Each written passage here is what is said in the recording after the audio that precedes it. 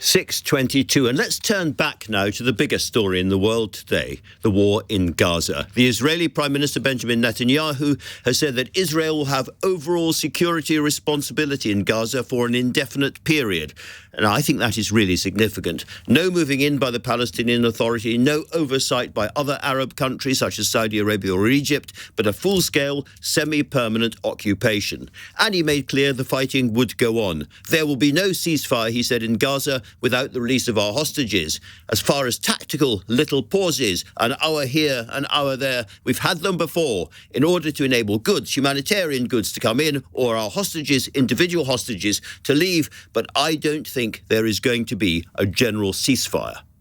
Now, that feels to me highly significant, marking the declaration of a longer war than any of us had perhaps anticipated. I'm joined now by the ambassador of the Palestinian Authority, Husam Zomlot. Mr. Zomlot, very good to see you in the studio.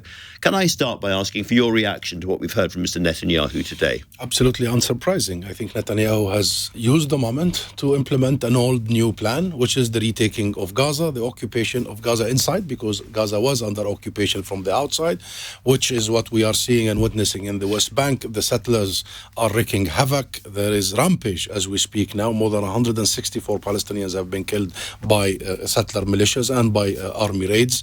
And therefore, this is really implementing a plan that has been sitting on the desks of such a government. And by the way, Andrew, we need to listen to these government officials. They've been saying this for years. And now this is the moment for them to implement it and to finish the business. So you think that Netanyahu literally wants to expel the Palestinians entirely from Gaza? I don't think, I know. And this is happening. Look what they did this morning. Their tanks are not there to fight Hamas or anybody. Their tanks are there to oversee the mass expulsion of hundreds of thousands. And they have done so already in the last few days. Now you have more than 1 million people who have leave their home from the north to the south, and they were told you will move to the a safe haven, a safe zone, shelters. And Israel has bombarded 50 UN shelters in the south and killed hundreds. So this is a plan to move people from the north to the south until comes upon a moment they push whatever left in the south towards the Sinai Desert.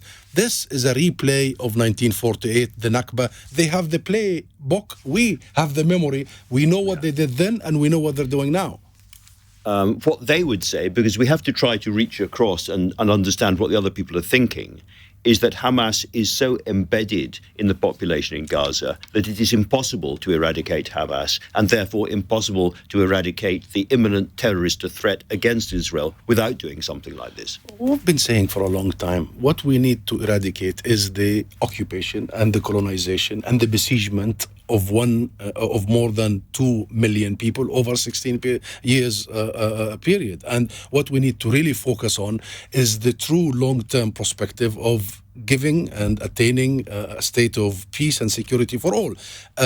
There is no military solution to a situation of a people struggle. There is no military solution. It didn't happen in South Africa. It didn't happen anywhere else without going into details. And it will not happen in Palestine. There is only a political and legal solution. And so far, so long as Israel refuses to do so, with the backing of its Western backers, it will only revert to violence. And this is the story for 75 years. Inflicting repression and oppression by mass-scale violence on the occupied people. This is the only solution Netanyahu has, and this is the only solution all previous Israeli governments has. This very tragic moment, Andrew, is also an opportunity to look back, zoom out, and really turn this unprecedented human suffering and pain.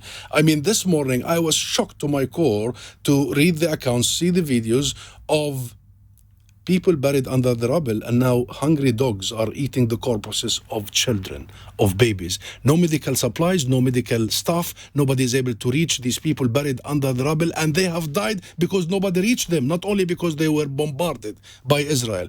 Israel has almost inflicted on the Palestinian people an Armageddon. And the Prime Minister of Israel, Netanyahu, in his first televised speech few days ago, he quoted the Amalek. You know what's the Amalek, Andrew? I'm sure you know what's the Amalek. He has used genocidal rhetoric before they started their genocide in Gaza. This is a grave moment, not only on the Palestinians, it's a grave moment on us, on the region, and look at the region and what is happening, and it's a grave moment on every single actor of international politics and international law, including the United Kingdom. I don't want to undermine anything of what you've been saying there, but I do want to ask you about the West Bank. Right. Because there has been constant settlements there. People from Western governments and from Western politics, we had Wes Streeting sitting in that seat a few moments ago, talk always about a two-state solution, and many of them really mean it. But there can't be a two-state solution while the West Bank is being settled in this way. Do you find anyone in the international community who listens to you seriously about the problems in the West Bank? They listen and they talk, but they don't act. We have been hearing a lot of lip service from politicians, including in the UK. We are pro two-state solution. It was the PLO that came to the Oslo peace process, as you know and remember, Yasser Arafat. Yeah. And we have committed to the 3 requirements by us of the international community. Accept the 2 states, renounce violence and, go for negotiations, and accept international consensus and resolutions. And we have been doing this to the dot until now. And the world told us 30 years ago, should you do this, we will deliver Israel. Israel will end its settlements and occupation, and we will enforce and guarantee accountability.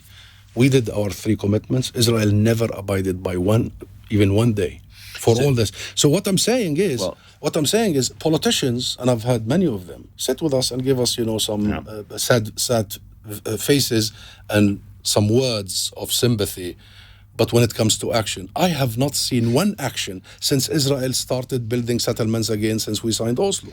Now, your organization, Fatah, fought a war against Hamas, and you made it absolutely clear you think there can be no peace settlement with this Netanyahu government and its allies at the heart of Tel Aviv. Do you also think there could be no settlement while Hamas is still embedded, given what they have been saying about wiping out Israel and carrying on these attacks? Hamas is not the Palestinian people, and Hamas is not part of the Palestinian political system. The PLO is the legitimate sole representative of the Palestinian people. It has the majority of Palestinian political... Ambassador, I'm asking specifically about Hamas. No, Israel can only make peace with the legitimate sole representative of the Palestinian people, and you are looking at one of them, and we are here and we are ready should Israel accepts the absolute basic requirement of rolling back their occupation, of ending their repression and oppression of our people, of ending this colonial settlement expansion that has left no place, no land, no resources,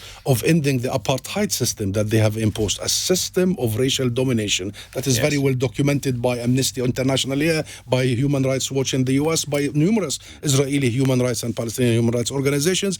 Israel has got to understand it cannot have security on its own only. It cannot have rights and the other side do not have rights. This is a moment. This is a moment of truth. This is a defining moment. And you know what? Let me say this. We have warned from day one all of international actors, including the UK government, that do not give Israel a carte blanche. Do not give Israel a green light. It will use it in the most devastating, criminal way possible, and look what they have done. And number 2, Israel is now after the international system. They have bombarded 50 UN premises. They have killed 72 UN employees and staff members, and they are now literally after the UN General Secretary. So this is the defining moment in terms of Israel was created in the mid-40s by the UN, and the UN was created at around the very same time, 75 years, both of them. And both of them have been in odds with each other for all this time. This is about time that we ally Israel to international rules, and I don't see any serious political statements and action by London, by Washington, by any other major Western capital towards enforcing law on Israel. Israel has been made the exception to every rule, and today it has been such a flagrant exception and dent to our humanity and dent to our morality. All right, Ambassador, there's so much we could talk about, but we've run out of time for now. Thank you very much for coming in and talking to LBC tonight.